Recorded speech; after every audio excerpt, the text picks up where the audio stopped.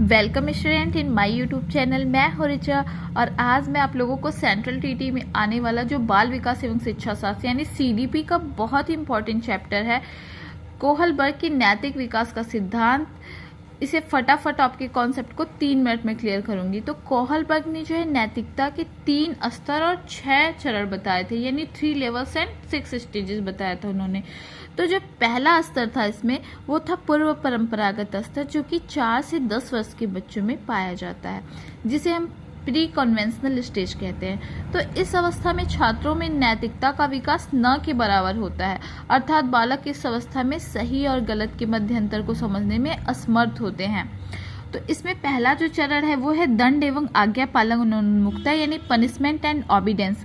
तो इसमें बच्चे सही व गलत के मध्य अंतर का चयन उनके प्रति दूसरों के व्यवहार के अनुसार करते हैं, अर्थात अगर वह गलत कार्य करते हैं तो उन्हें उनके घर वालों से दंड प्राप्त होता है, अगर वह कोई अच्छा काम करते हैं तो तारीफ सुनने को मिलती है।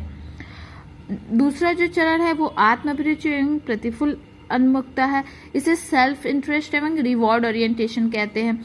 इसमें बच्चा जो है अपने सेल्फ इंटरेस्ट को, अपने आत्म रुचि को प्रमुखता देता है और वो टिट फॉर टैट जैसा बिहेव करता है, यानी जैसे को तैसा। अगर बच्चे को कोई एक थप्पड़ मारेगा तो बच्चा उसे भी एक थप्पड़ पलट के मार देगा। दूसरा स्तर है परंपरागत या रूढ़िगत नैतिक स्तर, जो 10 से 13 वर्ष के बच्चों में पाया जाता है, जिसे कन्वेंशनल स्टेज कहते हैं। इसके अंतर्गत छात्र अधिक सामाजिक होते हैं, अर्थात वह ऐसे कार्य करते हैं जिससे समाज में उन्हें सम्मान प्राप्त हो सके। इस अवस्था को भी 2 भागों में बांटा गया है। जो पहला है अच्छा लड़का और अच्छी लड़की बनने की उन्मुखता, यानी गुड बॉय एवं गुड गर्ल ओरिएंटेशन। तो इस अवस्था में बच्चे में अच्छा बनने की होड़ होती है, अर्थात इस अवस्था में दूसरों से उन्हें सम्मान की आशा होती है। जैसे कि बच्चे अपना होमवर्क पूरा करते हैं जिससे उनके पेरेंट्स और टीचर उनको अच्छा बच्चा समझें। इसका जो दूसरा चरण है वो है कानून एवं व्यवस्था उन्मुखता, यानी लॉ एंड ऑर्डर ओरिएंटेशन। तो इस अवस्था में छात्र कानून के नियमों और नीतियों का पालन करने की ओर अग्रसर होते हैं। इस आयु में वह नीति और नियमों की अवहेलना नहीं करते, बल्कि उसे सत्य मानकर उसका पालन करते हैं। तीसरा स्तर है उत्तर परंपरागत नैतिक स्तर, जो 13 वर्ष के ऊपर के बच्चे में पाया जाता है, यानी पोस्ट कन्वेंशनल स्टेज। इसमें जो है छात्र में नैतिकता का विकास में परिपक्व हो जाता है।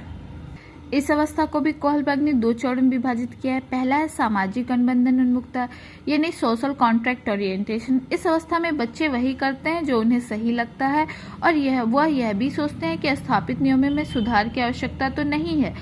अगर बच्चे को ऐसा लगे कि किसी नियम से एक बड़े तबके का भला नहीं हो रहा है, न्याय नहीं हो रहा है, तो वो उसे बदल देना चाहते हैं। इसमें जो दूसरा चरण है वो सार्वभौमिक नैतिक सिद्धांत उन्मुखता है, यानी यूनिवर्सल इथिकल प्रिंसिपल ओरिएंटेशन है।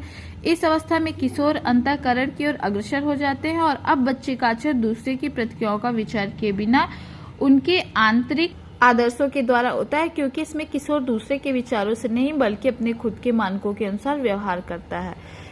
इसमें किशोर दूसरे के फायदे के लिए अपनी जान पर भी खेल जाते हैं, जिससे एक बड़े तबके का भला किया जा सके, जैसे भगत सिंह अपनी जान पर खेल गए थे।